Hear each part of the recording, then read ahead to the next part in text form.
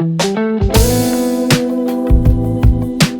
UFC 285 picks and predictions, full main card edition. We are going to go through all the fights from the bottom to the top. Let's get after it. Yeah, give me Bo by sub, and I'll take him round one. What do you got, Goosey? Yeah, I mean, the odds show it. This should be dominant. Obviously making his debut. A little bit of question, a little bit of mystique over this, but I think that he is the prospect that he's built up to be. We've seen him at Penn State, saw him twice on the Contender Series. Jamie Pickett, we've seen him as well.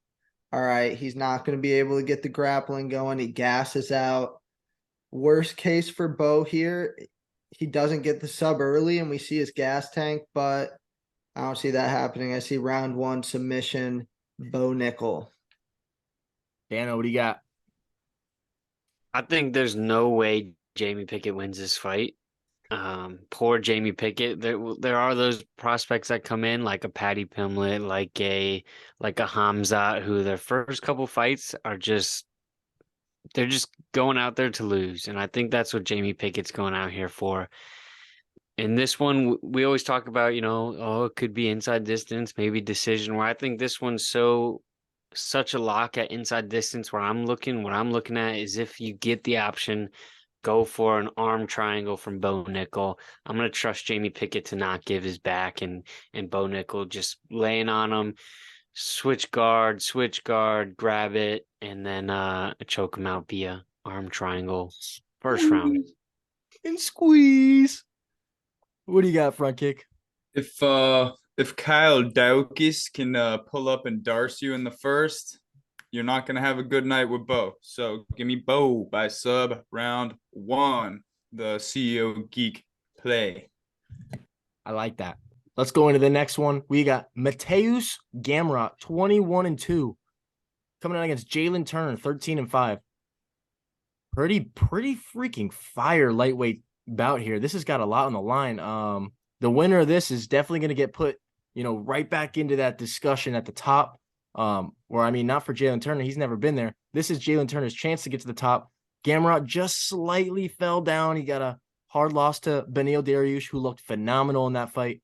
But here's the thing, man. Jalen Turner, level of competition, not the greatest, not going to lie. And Gamrot, stylistically, I think is going to be a nightmare for Jalen Turner. I know that there's so many people picking Jalen Turner in this fight, but unless Jalen Turner can snatch up something early, because Jalen Turner, you have to remember, makes a massive weight cut. He likes to brag about how it doesn't really affect him and he can just suck in and suck down.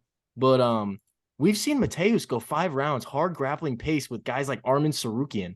I think he's going to just come out here, put his fucking hands on Jalen Turner, and if he doesn't get caught in something stupid like a gilly or some kind of like darce when they're, going through scrambles and shit, I think he's got this bagged. I think 30-27, tons of dominant controlling position.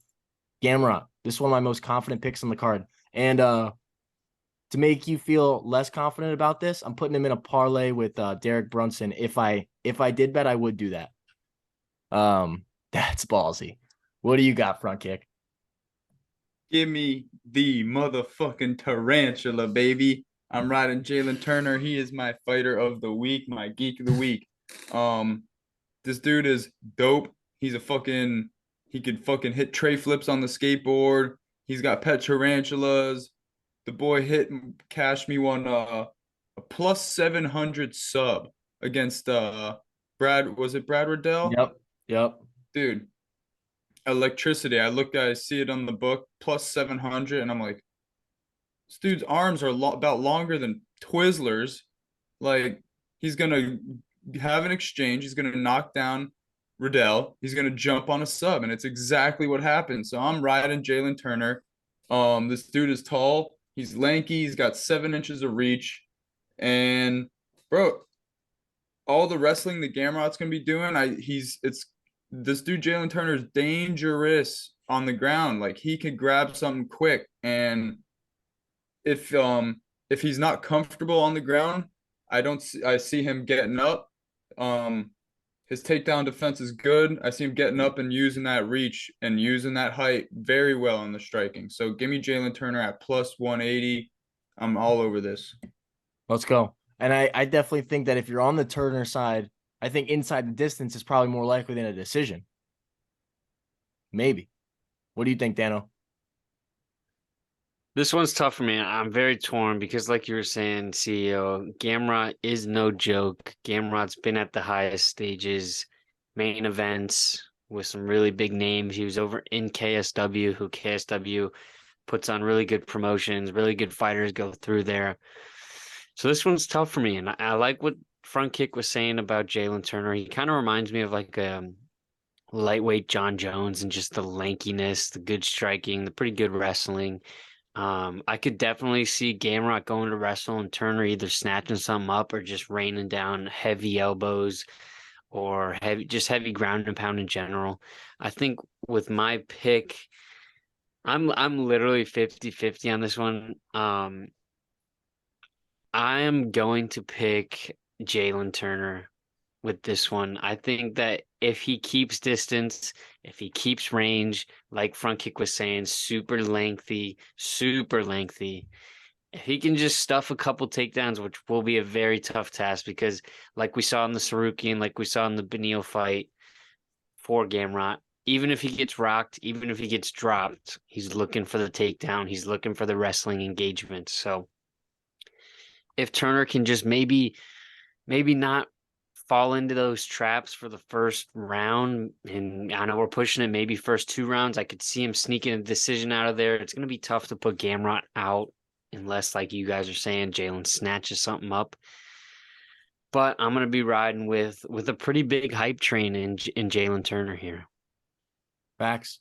I mean, Gamrot on the feet didn't look anything spectacular. So, I mean, with 7-inch reach advantage, definitely going to be scary grounds. What do you got, Goosey? I'm gonna keep it short and sweet. I'm gonna pick Gamrot. I see that he's in on short notice.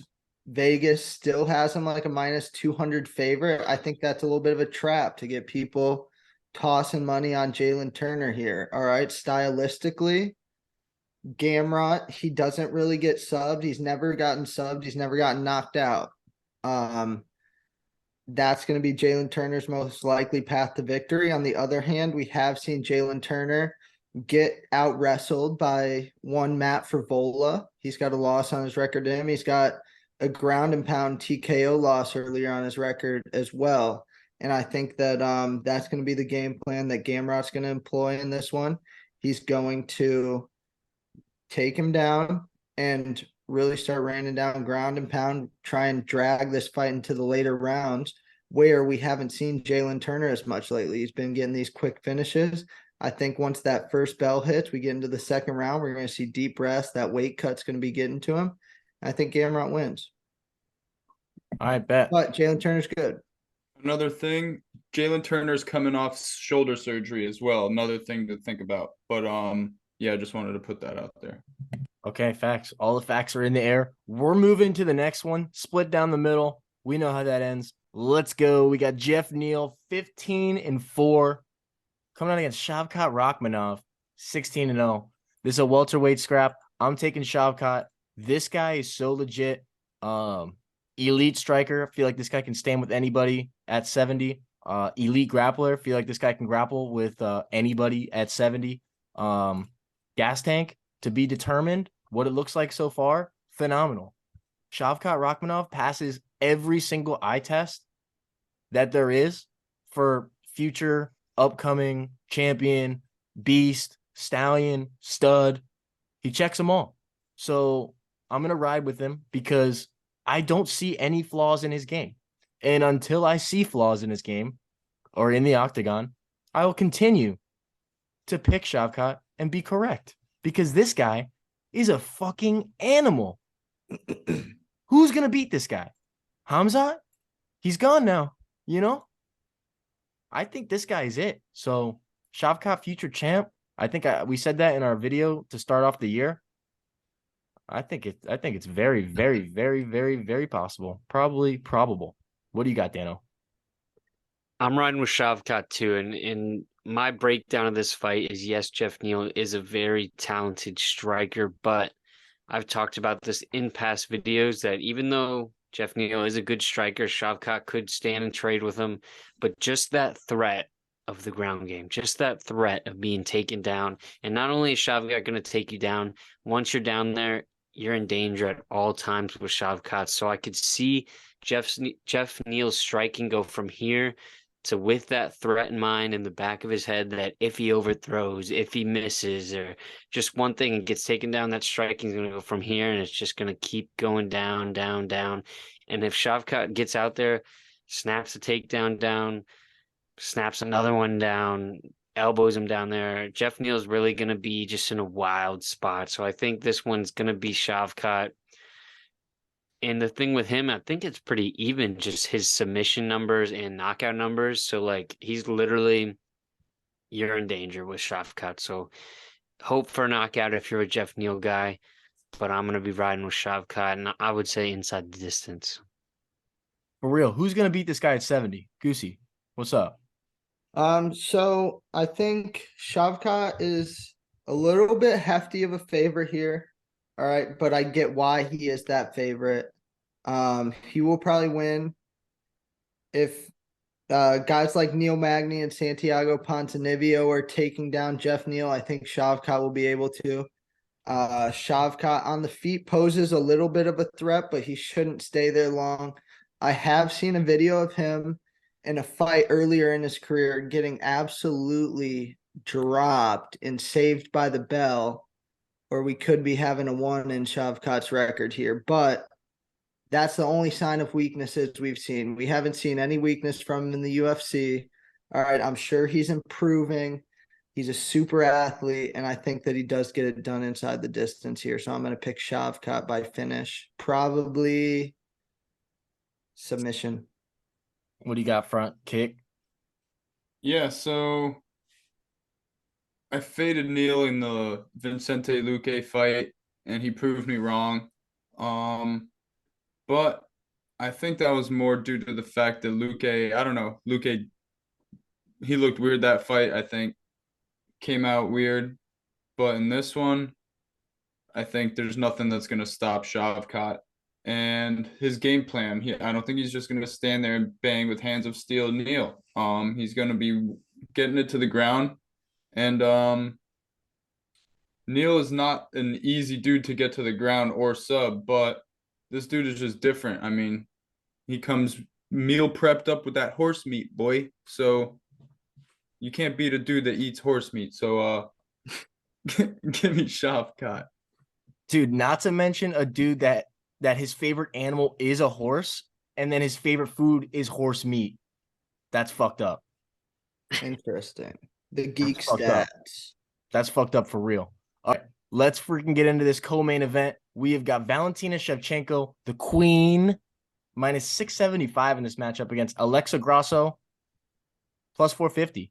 I'm taking Shevchenko because I think Grasso is a good boxer, and I think Shevchenko is a world-class women's GOAT, and she's going to kick the fuck out of Grasso, and she's going to show her levels to the game. And I feel like she's a little pissed about that last fight where everyone's talking shit about her. So this is the spot where Shevchenko comes out and she reminds everyone, because let's not forget that literally a few months ago, we were talking about how there was 0 contenders for Valentina and how we should have her fight Amanda again. And then this is how the UFC does shit, bro. They freaking throw a couple of storylines. They give us a couple female main events. And then all of a sudden, oh, Alexa Grasso is a great contender. All these other people are great contenders. Aaron Blanchfield next week or last week, you know? I think the reality of it is they get in there with Shevchenko and they're going to see what the hell Shevchenko's about. I don't think that these girls are up there. I think that she's just on another level. So I think that the kicks are going to be the biggest difference in this fight. I think Grasso is going to get chopped up, and I think Shevchenko just kind of goes to work. I think that on the feet, this fight takes place on the feet. Maybe Shevchenko gets a takedown or something if things get shaky, but for the most part, I think she's better than her literally every facet of this fight. So let's hear the direct twist side of this. All right, Goosey, what do you got? All right, so I've always, not always, but I've been said Shevchenko is not as good as everyone hyped her up to be. I picked Santos to beat her. Santos did beat her All right. Judges didn't give it to her, whatever. You take that aside. If she doesn't literally headbutt and break Tyler Santos's orbital, the fight's not even close.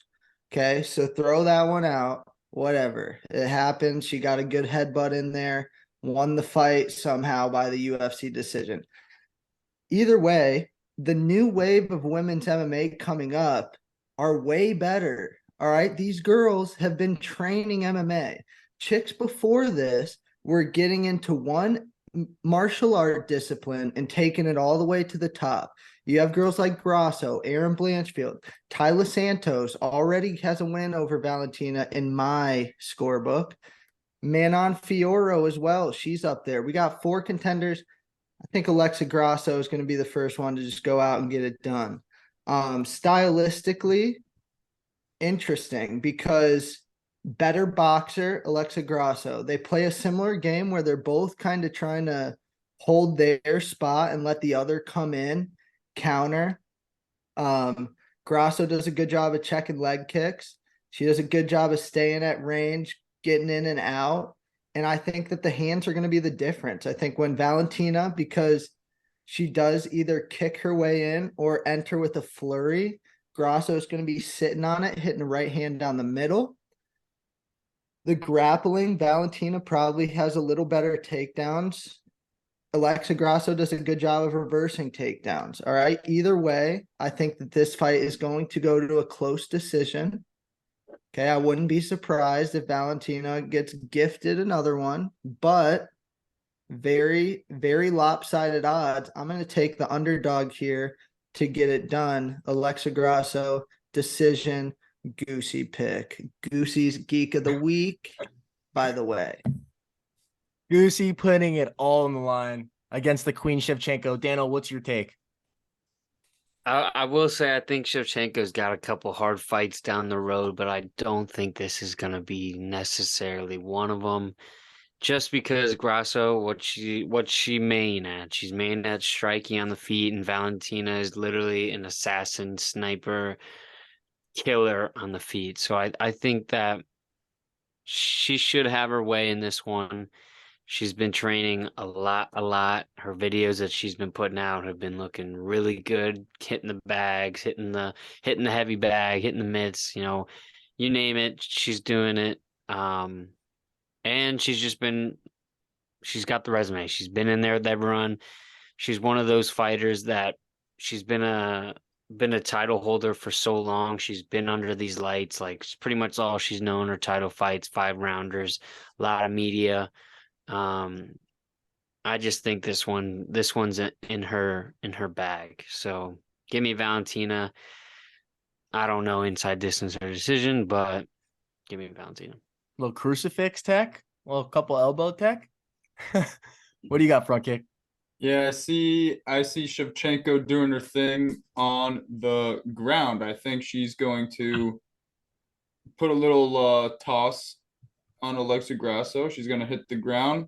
And like you said, throw some put her in a crucifix or something and just start letting it go. I think that's where she's going to have to win the fight. But Alexa Grasso does have some hands on her.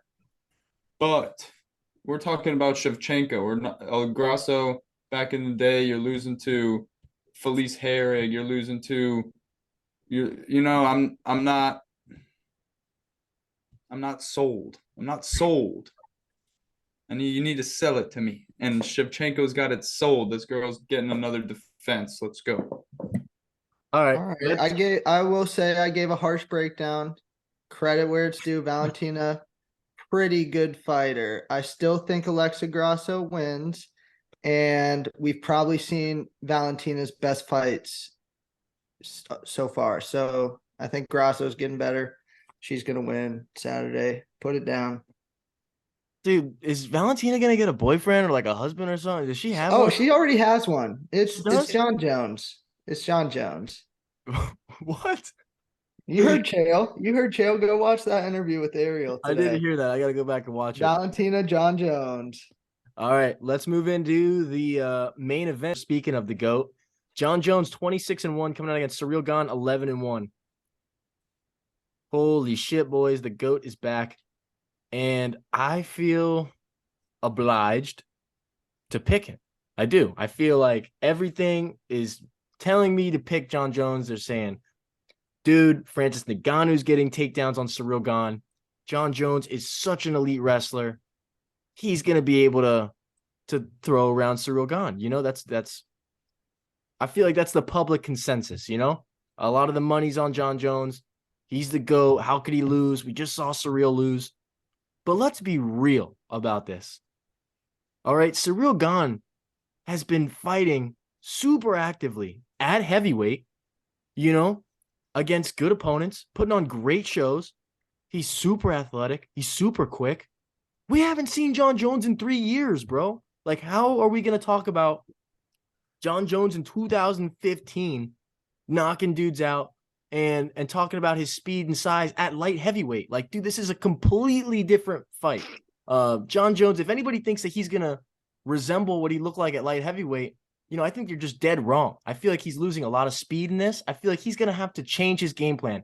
John Jones needs to be a wrestler in this fight. If he comes out and he tries to, you know, he's got that it's hard to say, like, he has to be confident, but he can't be cocky on the feet, because if he thinks that he's just going to pick up where he left off, he's going to be sadly mistaken. All right, Ciryl Gane, I feel like, is going to be the faster fighter in there.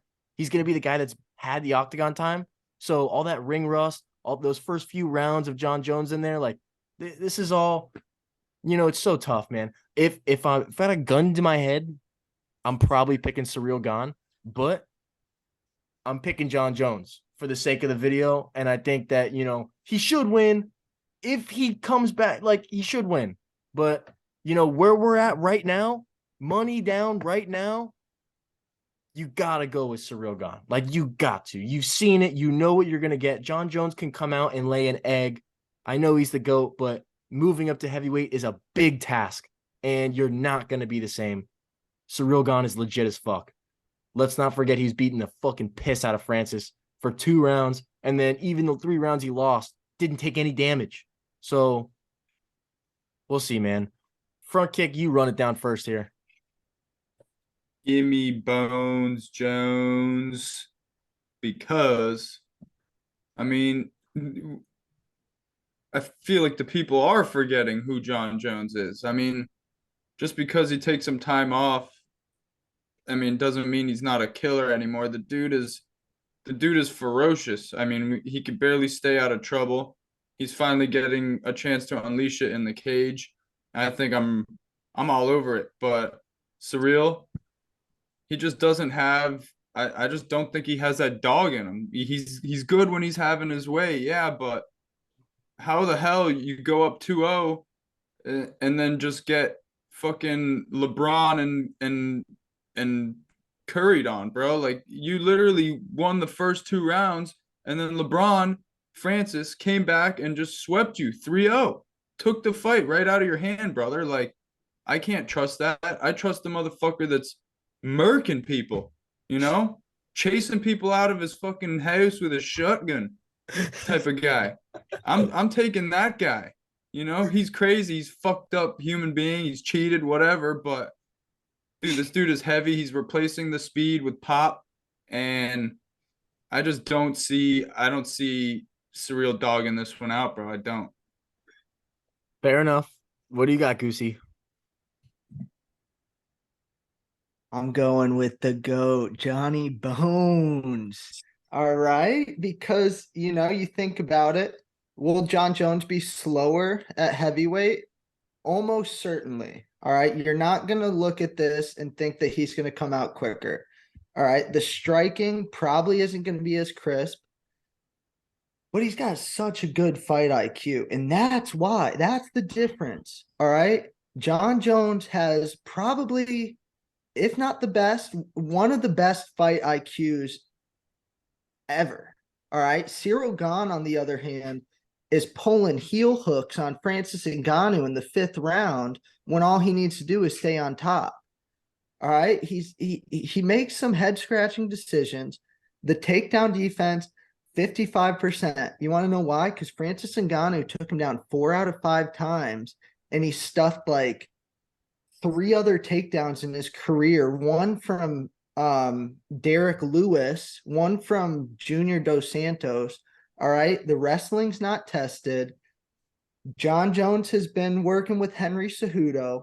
Those guys that work with Henry Cejudo, their wrestling gets crisp and they have a very good game plan. All right. And that's what John Jones is going to need.